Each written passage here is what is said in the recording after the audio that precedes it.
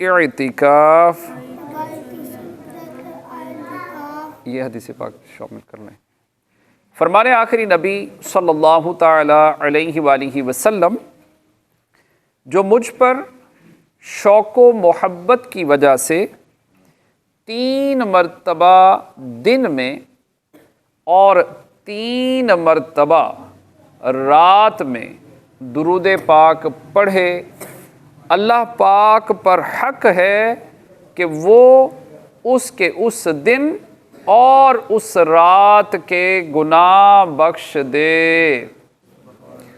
صلو علی الحبیب صلی اللہ تعالی علی محمد صلی اللہ علیہ وآلہ وسلم۔ 11واں سپارہ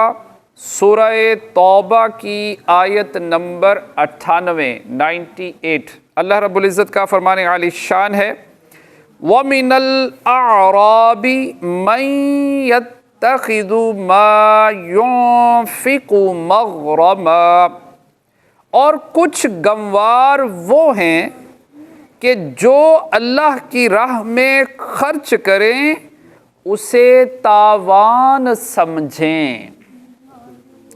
وَيَتَرَبَّصُ بِكُمُ الدَّوَائِرَ، اور تم پر گردشیں آنے کے انتظار میں رہیں، عَلَيْهِمْ دَائِرَةُ السَّوْءِ،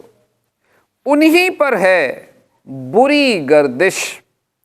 وَاللَّهُ سَمِيعٌ عَلِيمٌ، اور اللہ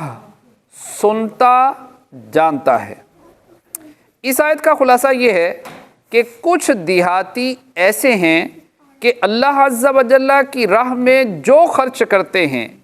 اسے تاوان سمجھتے ہیں، کیونکہ وہ جو کچھ خرچ کرتے ہیں رضا الہی اور طلب ثواب کے لیے تو کرتے نہیں، بلکہ ریاکاری کے طور پر اور مسلمانوں کے خوف سے خرچ کرتے ہیں، اور وہ مسلمانوں پر گردشیں آنے کے انتظار میں رہتے ہیں، اور یہ راہ دیکھتے ہیں کہ کب مسلمانوں کا زور کم ہو اور کب وہ مغلوب ہوں۔ انہیں خبر نہیں کہ اللہ تعالیٰ کو کیا منظور ہے۔ وہ اللہ تعالیٰ نے بتا دیا کہ بری گردش انہی پر ہے اور وہی رنج و بلا اور بدحالی میں گرفتار ہوں گے۔ یہ آیت قبیلہ اسد، غطفان اور تمیم کے دیہاتیوں کے بارے میں نازل ہوئی۔ پھر اللہ تعالیٰ نے ان میں سے جن کو علیحدہ کیا ان کا ذکر اگلی آیت میں ہے۔ اس آیت میں منافقین کی مزید 2 علامتیں بیان کی گئیں۔ ایک تو یہ کہ وہ راہ خدا میں خرچ کرنے کو ٹیکس اور تاوان کی طرح سمجھتے ہیں، اس لیے کبھی خوش دلی سے خرچ نہیں کرتے، اور دوسری یہ کہ مسلمانوں کے نقصان کے خواہش مند رہتے ہیں۔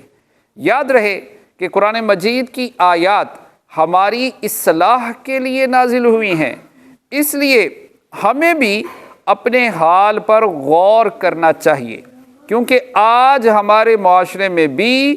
ایسے لوگ ہیں جو راہ خدا میں خرچ کرنے کو اپنے عمل سے ٹیکس کی طرح سمجھتے ہیں اور مسلمانوں کے نقصان کے خواہش مند رہتے ہیں۔ اللہ پاک کی بارگاہ میں دعا ہے کہ اللہ پاک ہمیں عمل کی توفیق عطا فرمائے، آمین، بجاہ خاتم النبیین صلی اللہ علیہ